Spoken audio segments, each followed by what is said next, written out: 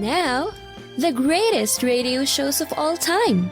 Suspense. The Shadow Node. Washington calling David Harding, counter-spy. Classic radio theater. The Great Gildersleeve. Fibber McGee and Molly. Dragnet. Gunsmoke. The Lone Ranger. Now, step back into a time machine with your host, Wyatt Cox. Good evening, friends of the Inner Sanctum. A flight of fantasy this hour, an episode of the CBS Radio Workshop. This goes back to December 16th, 1956, the day when the law of averages was repealed for 24 hours. It's called The Big Event.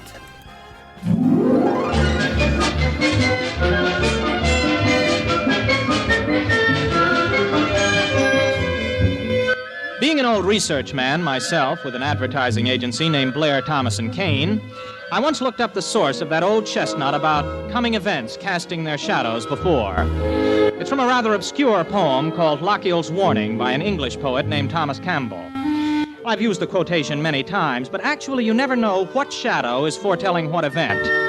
I know I didn't have the slightest inkling that I was in for the biggest event in my life when Dr. Johnson said to me, "Well, as a matter of fact, since midnight, every baby that's been born in the hospital has been a boy." The CBS Radio Workshop, dedicated to man's imagination, the theater of the mind. Today, The Big Event, a fantasy for radio by Gloria Dapper and Draper Lewis. A fantasy about the law of averages and the day the law of averages ran out.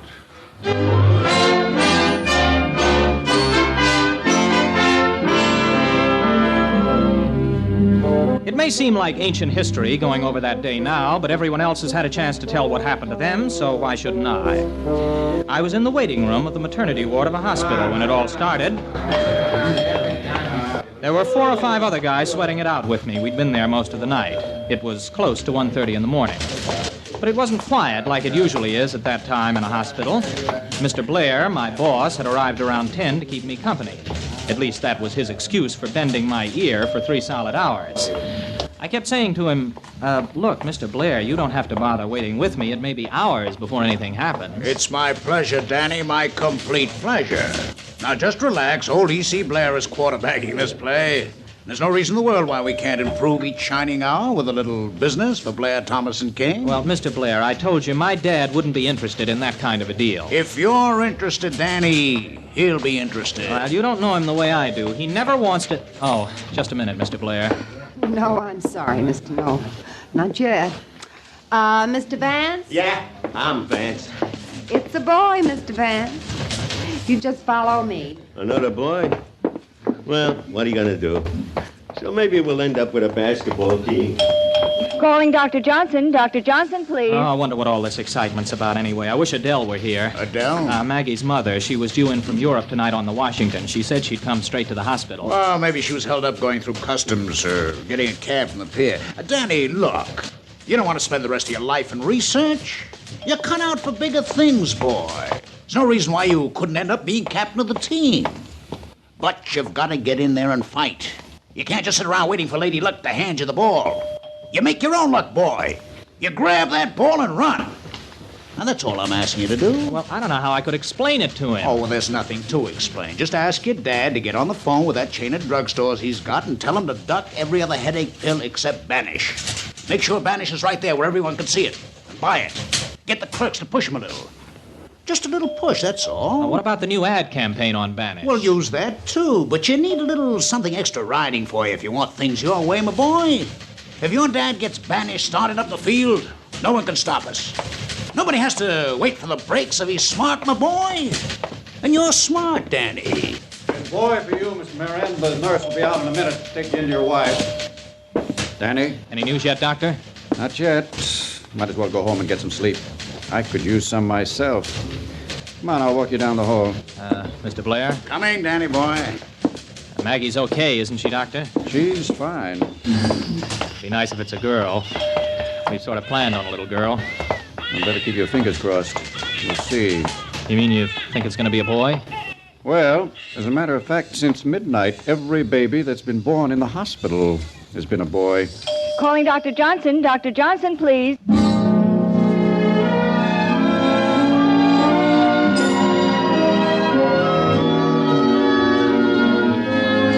We left the hospital on the Lexington Avenue side. Mr. Blair hailed a cab and offered to drop me off. But just then a second cab pulled over to the curb, and I told him I'd take my own since I was going over to the west side, and he lived east on Sutton Place. As the cab pulled out into the early morning traffic, I kept thinking about what Mr. Blair had told me, the call he wanted me to make to Dad in the morning. And especially I kept thinking about Maggie and the baby and how much easier it would be if we had a little extra dough coming in. I didn't even hear the driver when he said... Funny thing about the traffic tonight, it's all been going the same direction. Was it really right to try to twist chance your way? And what would happen if you did? It's all gone west, too. Lucky thing you live on the west side. Now what? I said it's a lucky thing you live on the west side. The traffic's all been going west since midnight. Anything strange about that? No. It's all been going downtown, too. Every place except near Pier 32. Oh, what a mess that is. Pier 32, that's where the Washington docked. Brother, what a mess. You might even call it a riot. Get me over there, fast. Hey,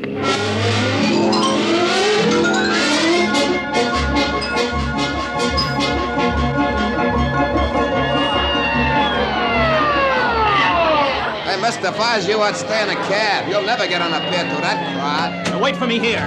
All right, you heard what I said. No one else is allowed on the pier. Now just keep moving and no one will get hurt. Officer, please, I've got to get on the pier. There's a member of my family getting off the Washington. I don't care if it's Marilyn Monroe. No one's allowed out on the pier. It ain't safe the way it is now. Well, what's happened? What's going on out there? Look for yourself. There hasn't been a passenger off that liner yet that hasn't had the baggage under the letter R. Well, that's ridiculous. That's impossible. Ridiculous or impossible, that's the way it is.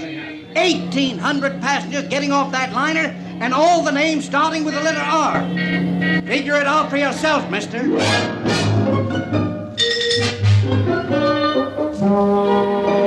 I went home, made a pot of coffee, and sat down to wait. 2 hours later, the front doorbell rang. I opened the door, and Adele said to me, "The next time I marry a man named Robertson, please drag me away from the altar. Oh, where's my bedroom? I'm dead."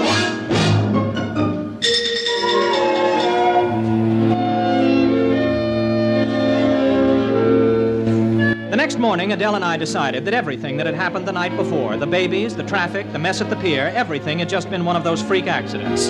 Well, what else could it be? I had done a lot of thinking about more important things. I decided that maybe E.C. Blair was right after all. Why should I spend the rest of my life in research? It wasn't much fun being a permanent little fish in a big pond. I'd been waiting too long for Lady Luck to toss a little extra loot my way. And now for the first time, I had the chance to make things work the way I wanted them. I went into the living room and picked up the phone.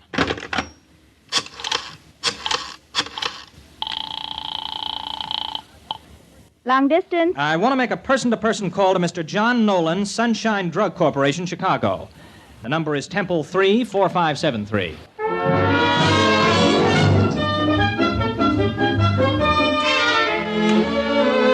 It wasn't until I left the apartment that I started to find out what was really going on. At first, it just seemed like one coincidence after another.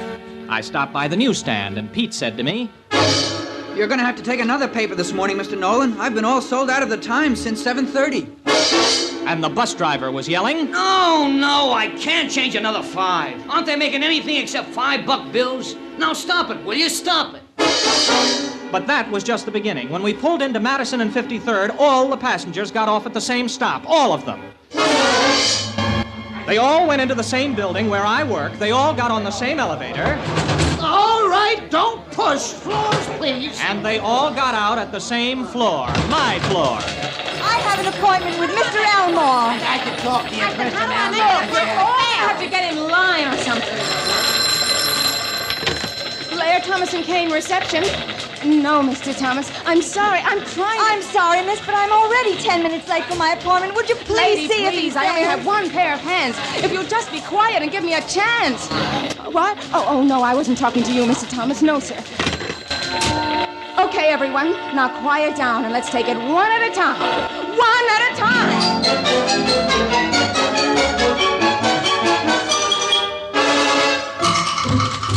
To December 16th, 1956, the CBS Radio Workshop on Classic Radio Theater with Wyatt Cox. And here's the Cinnamon Bear. The oldest known children's Christmas serial in radio history, The Cinnamon Bear, featuring some of the most popular actors in radio history, including Elliot Lewis, Joseph Kearns, Verna Felton, Lou Merrill, Frank Nelson, Howard McNear, and child actress Barbara Jean Wong. 85 years later, this series of Judy and Jimmy traveling to Maybeland to recover their silver star still fascinates youngsters of all ages. Now we're offering the entire 26-episode series of The Cinnamon Bear via download for a Buy Me a Coffee donation of $10 or more at classicradio.stream. Support Classic Radio Theater and have The Cinnamon Bear for your family to enjoy for years to come. Go to classicradio.stream and donate $10 or more, and I'll send you a link for immediate download. classicradio.stream. Boy, imagine if this happened in real life. It would be a mess. December 16th, 1956, the day the law of averages just got upended. The CBS Radio Workshop here on Classic Radio Theater with Wyatt Cox. Good morning, Mr. Nolan. Morning, Elaine. Some madhouse out there. It's getting worse all the time. You know, everything has gone real goofy this morning. Have you noticed anything strange going on besides the riot outside? Oh, I certainly have. The teletypes are coming in by the bushel. Hope we have a profit-sharing bonus this Christmas. Huh? What do you mean? Our sales. They're fantastic in 10 major cities. Every Blair, Thomas & Kane product is suddenly booming.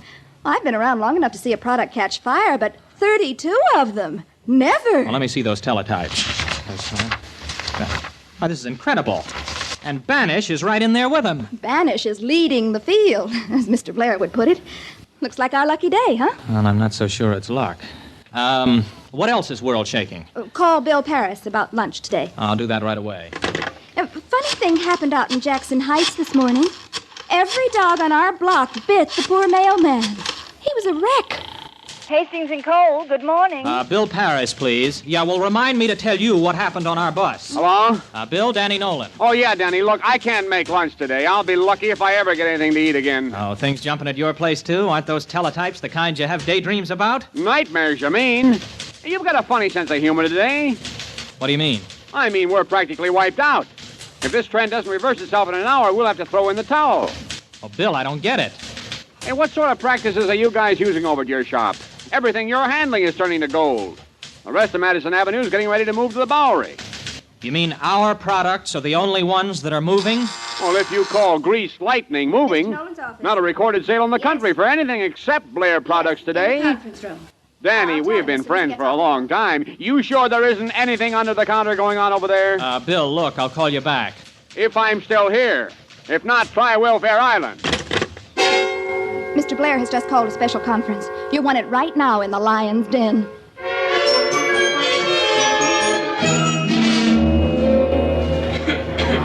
Okay, men. Let's get in unison here. Well, I suppose you've noticed the teletypes.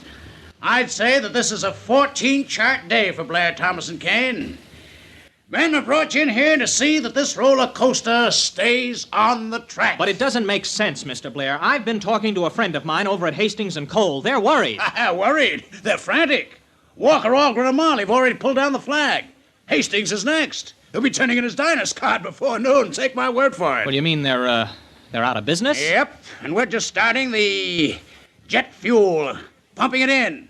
Wait till we really start to travel. Va-voom! Like that. Right through the gold barrier. But it doesn't make sense. I did the research on all our products, and we ought to have about 1/8 of the market, not all of it. I planned the campaign for Banish, but I didn't think it would sell like it's been going all morning. Why, 2 stores in Brooklyn are sold out already. You know what? Something is wrong with the law of averages. You just can't figure on 100% of all sales. And you can't figure on traffic going all the same way, and all boy babies, and all baggage all dumped under one letter. Oh, don't give me that talk about law of averages. That's just another law made to be broken. We're going to stock the shelves of every store in this country shoulder high. The other agencies can pass out severance pay. We'll have a Christmas bonus that'll put a caddy in everyone's garage. And, Danny, you're in for a very pleasant surprise when you pick up your paycheck on Friday. If you know what I mean.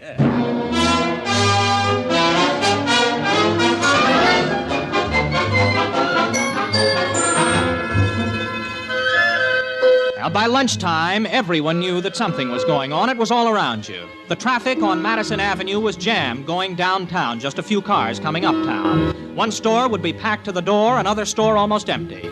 There were extras on the street with headline stories from all over the world. Strange, half funny, half frightening stories. Dateline, London.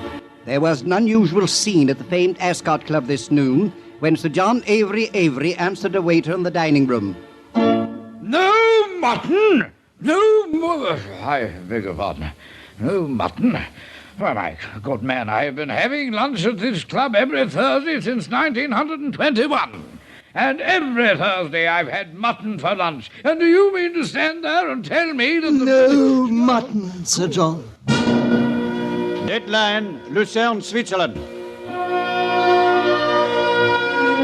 It is with considerable embarrassment that we are forced to report that last night at exactly 12 o'clock midnight, every Swiss watch and clock in Lucerne stopped. In an interview with this reporter, Francis Basler, president of the world-famous Basler Watch Company, said, I can't explain it. There is no explanation. Pardon me, but do you happen to have the correct time? Dateline, Moscow. It has been reported to the Kremlin that this morning nobody rode to work on the subway. Everyone walked to work. Since it is known throughout the world that the subway was invented by Russia, and since Moscow has the most beautiful subway system ever built, it is hereby ordered that everyone will ride the subway on their way home from work. Everyone! That is an order!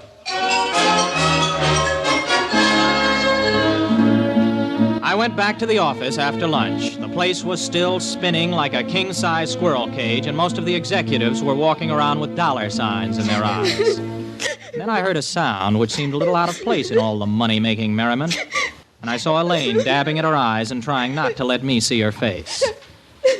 Well, look, anyone interested in a gray flannel shoulder, it's available at the moment. It's nothing, Mr. Nolan, please. I'm sorry. I'm just being very foolish. A woman's prerogative and privilege. Nothing I can do to help? Not unless you'd like to go down to Washington and blow up the Pentagon. I just got a cable from Jerry. He's my fiancé, stationed in Germany. His Christmas leave has been canceled. We were going to be married. Well, any reason for his leave being canceled? The wire didn't say. It just said, all leaves canceled. Oh, who wants to get married anyhow? I suddenly had a sort of strange feeling in the pit of my stomach. I guess maybe that was the first time I began to feel a little frightened. The world seemed to be slowly sliding off its axis. And all at once I wanted to be with Maggie and Adele, and in my own apartment where I could shut the door and feel reasonably safe.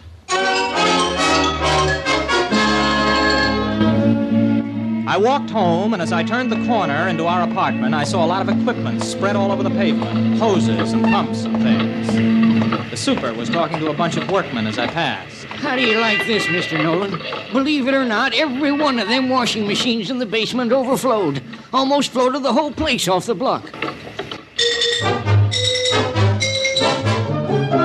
I walked into the lobby, and there was a sign saying all elevators out of order. I climbed the 10 flights to my apartment. Adele met me at the door. Mr. Blair has called 3 times. He wants you to come back to the office. Well, if he calls again, I'm not here. I don't want to talk to him. Danny, what's happening? What's going wrong? I went to the supermarket this afternoon, and there wasn't a clerk in the place. They all stayed home. Yeah, that figures. And there was a Santa Claus near Herald Square. He had to have an armed guard escort him to the bank. He'd collected so much money. But none of the others had collected a cent. You know, this is what I told Mr. Blair at the meeting, but he wouldn't listen. I told him that something has happened to the law of averages. Has the hospital called yet? Not yet. Oh, I'll get it. Telegram for Mr. Nolan. Sign here. Okay. Here you are. Thanks, mister.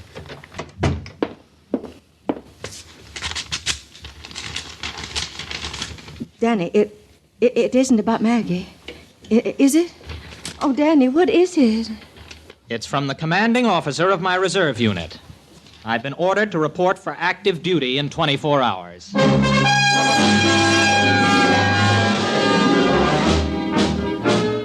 So, tonight, a special emergency session of the United Nations has been called to deal with the present world crisis. The issues are these. If war should come, the casualties could very easily happen only to one side. Our side or the enemy's. In every country, orders for total mobilization have been issued. By dawn, the world will be an armed camp, waiting. The enemy powers have sent their ultimatum to the United Nations. Surrender or perish.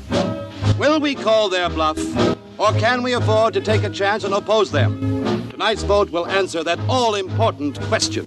So, stay tuned. Well, there's the answer for the telegram, and the reason why Elaine and her soldier in Germany won't be getting married this Christmas. Now, this is what I've been afraid might happen. All of a sudden, something which is very funny becomes very serious as survival of the fittest. Or the luckiest. Oh, Danny, don't talk like that. Yeah, the day the law of averages ran out. That's what they'll call it in the history books. If there is any history after tomorrow. Well, I hope Maggie and I don't have a boy. Hello? Yes? Danny, it's the hospital. Oh, dear. December 16th, 1956, the CBS Radio Workshop. The conclusion next on Classic Radio Theater with Wyatt Cox.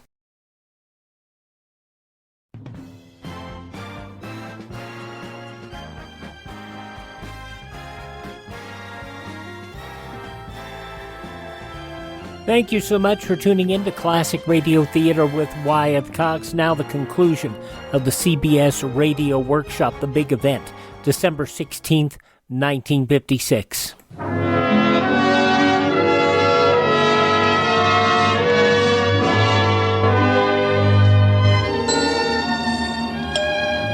Shouldn't be too long now, Mr. Nolan. Would you like to listen to the radio? We've got one on in the recreation room. No, thanks. It's awful, isn't it? I mean, about the UN. Have they voted yet?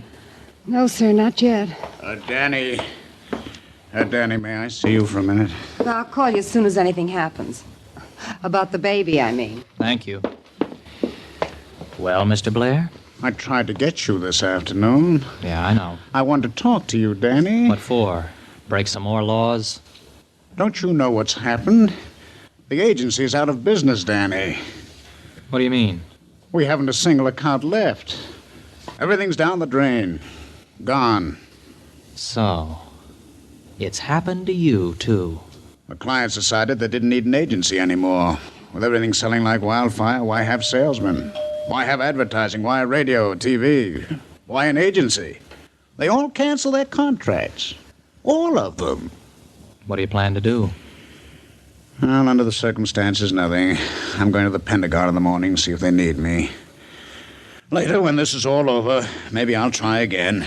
There's a chance of getting a foothold, even in the ad business. You mean you're starting to believe that there is such a thing as chance? Well, sure there is. Well, at least there used to be. But not anymore. It'll come back. How? You're going to make it come back? You didn't want anything to do with it before because it got in your way. And you got me hoping to beat it, too. Now look what's happened. Mr. Nolan? Yes? Doctor told me to tell you that it's a boy. A boy? Yes, sir. What are we going to do, Danny? What's the matter, Danny? You can't have everything you want, you know. Well, yes, Doctor, but... a boy. The other baby's fine, too. First twins we've had all day. A healthy boy and a beautiful, beautiful girl.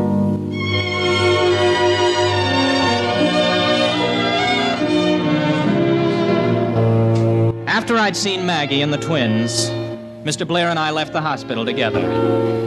And I can't tell you how good it was to see the traffic running in both directions again on Lexington Avenue. I was even happy when we couldn't get a cab. Mr. Blair walked east, and I started west across town. I really didn't understand everything that had happened, what it meant. 24 hours out of our lives with nothing working right. Why had it happened? Mr. Blair had been so sure of a golden future, so sure you could force your luck, so sure that laws were made to be broken. And now the laws were back again and things were normal again. Christmas was on its way, singing down from a gray-blue spire of a lonely Madison Avenue church. And then just for a few moments, I had a glimpse of what it all might have meant. Maybe we can twist fate to get our own way, but we'd better be careful. Where you break a law of nature, you do so at your own peril. And you better hope that the law you've broken remains in force to be broken again. This day was the shadow of what would happen if we all followed separate tracks and denied each other an equal chance. That was the warning of the big event.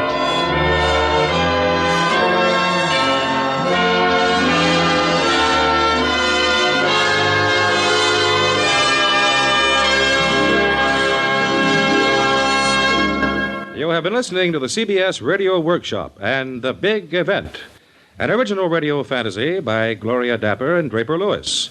Musical score composed by Ben Ludlow, conducted by Alfredo Antonini, and produced and directed in New York by Paul Roberts.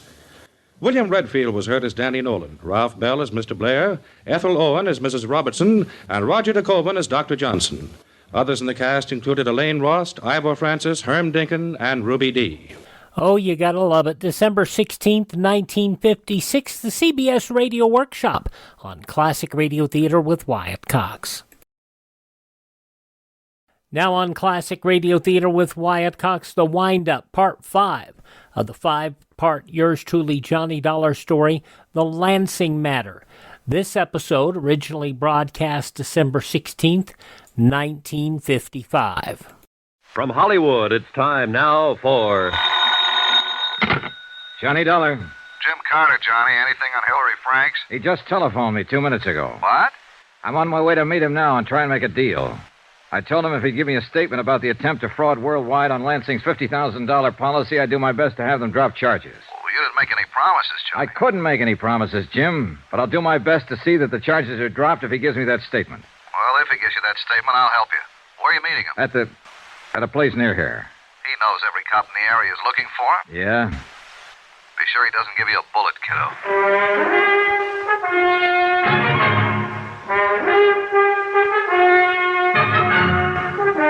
Tonight and every weekday night, Bob Bailey in the transcribed adventures of the man with the action-packed expense account, America's fabulous freelance insurance investigator. Yours truly, Johnny Dollar.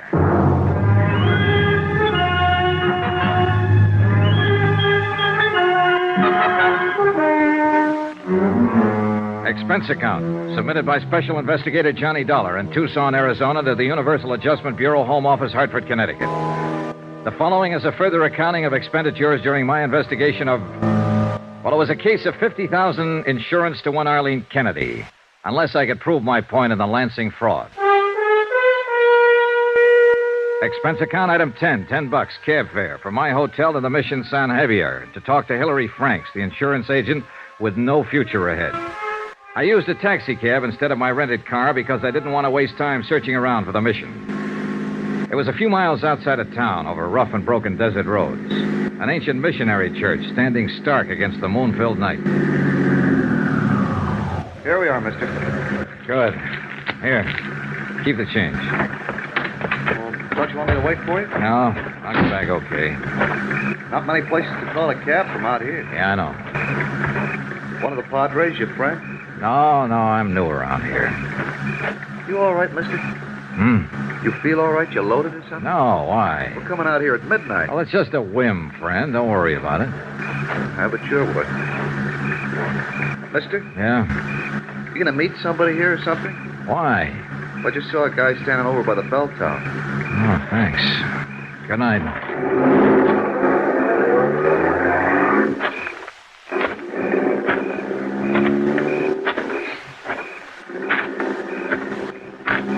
Over here, Mr. Dollar. Careful, Dollar. Hillary Franks had a .38 pointed right at my chest. In the bright moonlight, I could see that he was still wearing the same clothes he'd had on 2 days before in his office. He needed to shave, and judging from the circles under his eyes, he hadn't slept much. He was pale and shaken. The gun wobbled in his hand. Anybody with you? I came along. Did you tell anybody you were meeting me? Jim Carter. He's been working the case with me. Did you tell him where? No. Hey, look, you don't need that gun, Franks. Put it away. I just came here to talk with you. All right. Thanks. Want to smoke? Thank you.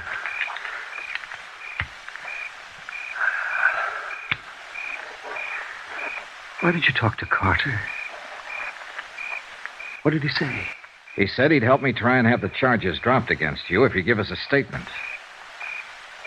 Now, you have two of us on your side, Mr. Franks, if you want to cooperate. Do you? I want to straighten out what I can, Mr. Dollar. Well, now's the time to do it. What was your deal with Arlene Kennedy, James Lansing's sister and beneficiary? I met Arlene Kennedy right after my wife died. I guess I was very low. Oh, that's perfectly natural. I became interested in Arlene because we had a great many things in common. So I thought. I mean, she was a widow and had no one except her brother, James Lansing, in Los Angeles. And we went together, and eventually I asked her to marry me. But she laughed at me. Why? I guess I'm not an exciting man, a witty one, or even an interesting one, Mr. Dollar. Mrs. Kennedy made me feel as though my whole life had been hopeless, useless. Raising children, selling insurance. She made me feel as though I'd miss a great deal in life unless I married her. What is it? What do you want from me? What do you want from life? I'd ask her. And she'd only laugh at me. Go on. I just can't tell you how desperate it made me feel. I loved her, Mr. Dollar. I wanted her. Did she ever answer your questions? Oh, many times. She pointed out that her trust funds pay her over $700 a month for life. And she knew that my commissions and salary as a broker came to about the same. Oh, Mr. Dollar, we could have lived very comfortably on that kind of income. But Arlene talked of traveling, of Europe, of clothes, and, oh, I don't know, things her family had been able to afford for her once, many years ago. And she said she wouldn't marry unless we could look forward to that kind of life. She wanted $50,000 in cash instead of money just trickling in every month. That's about it. When did she get around to the proposition, her brother's insurance? Her brother came here from Los Angeles one day. The doctors there gave him a year or two to live. Oh, yes, he was pretty shot. Been drinking for years. He'd used up all his money, a long time before. He asked Arlene to help him. She paid his apartment rent and gave him enough money for liquor. And then one day, she came right out with it. She said she was investing in him. And he was a good risk, because she knew he'd die. That's how she put it to me. Mm-hmm. Arlene said all I had to do was see to it that her brother had a nice fat policy. He was going to die. Why not cash in on it? I must have been crazy to even think about it. How did you work it? I mean, how did Dr. Mayhood pass him? I paid a man $100 to go to Dr. Mayhood's office and take the physical for Lansing. What was the man's name? Oh, no, I wouldn't tell you that, Mr. Dollar. He's not involved in anything. All right, we'll let that go.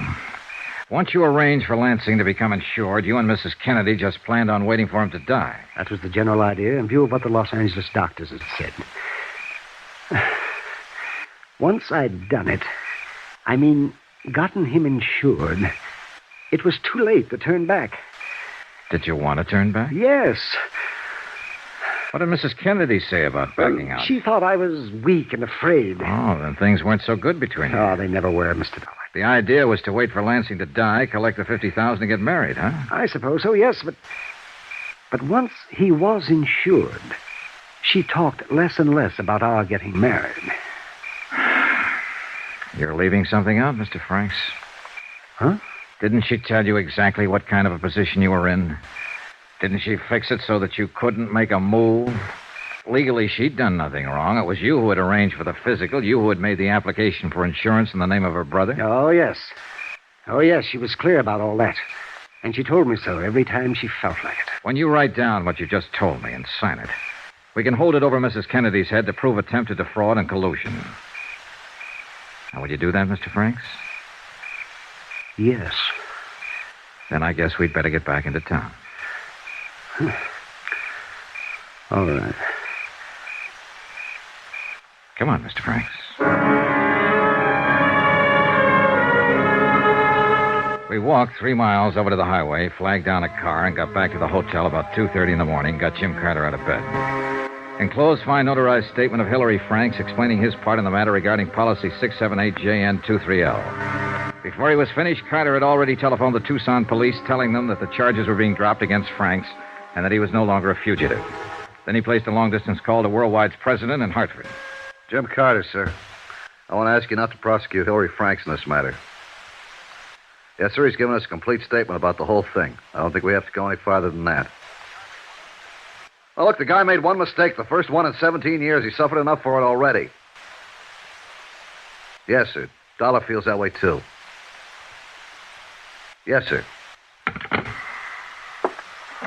I think it's okay, Mr. Franks. Well, I thank you. What are you going to do, Mr. Franks? Well, sure, I'll never sell insurance again. I think I'll close up and just move away. Far away. Thank you.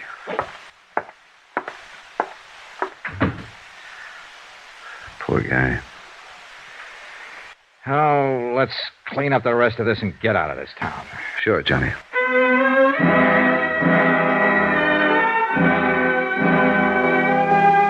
Hillary Franks pulled out of Tucson that afternoon. When Mrs. Kennedy was shown a carbon of the enclosed statement of Hillary Franks, she instructed her attorneys to withdraw the suit against Worldwide. Expense account, item 11, $75. Hotel and board while in Tucson. Item 12, $402.15. Plane tickets, Tucson to Hartford for Carter and myself. We were scheduled to leave at 1:30 in the morning. 2 hours before plane time, I dropped by Mrs. Kennedy's house to have her sign a release of all claims on the insurance company. And for other reasons.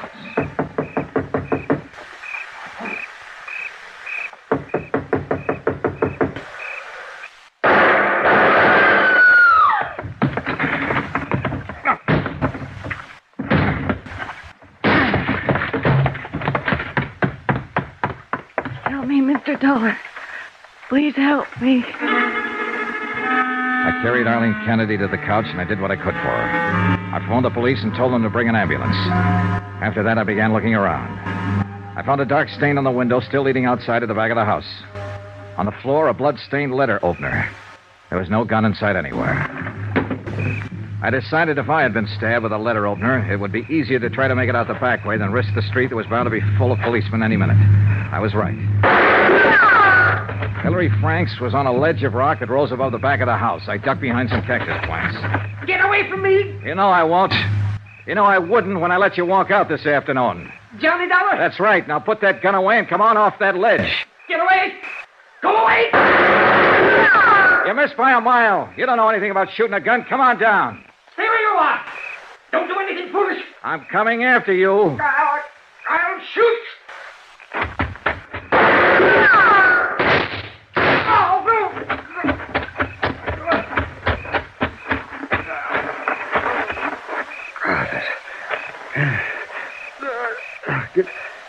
Good shot, Dollar. Can you walk?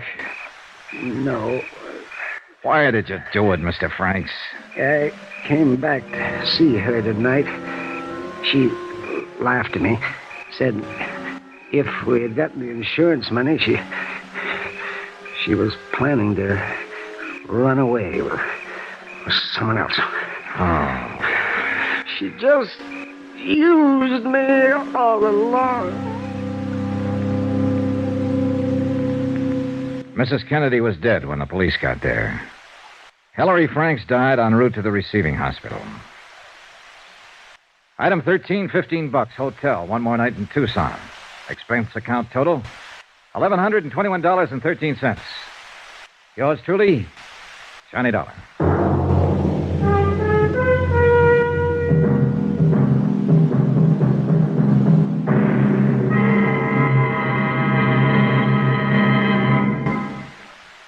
Remember, there'll be another exciting story beginning next Monday night. Next week, a quick trip to New York, to the bright lights, the glamour of Broadway with its theaters, its actors, and, some very bad actors.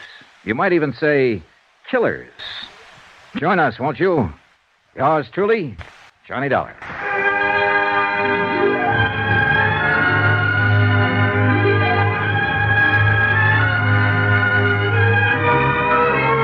Yours truly, Johnny Dollar, starring Bob Bailey, is transcribed in Hollywood. Written by John Dawson, it is produced and directed by Jack Johnstone.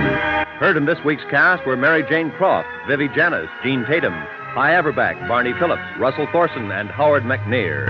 Musical supervision by Amerigo Marino. Be sure to join us on Monday night, same time and station, for another exciting story of yours truly, Johnny Dollar. This is Roy Rowan speaking.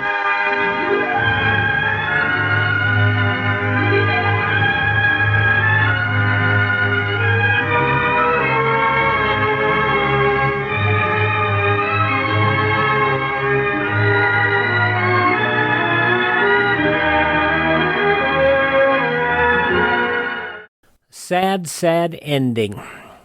December 16th, 1955. Yours truly, Johnny Dollar, here on Classic Radio Theater with Wyatt Cox.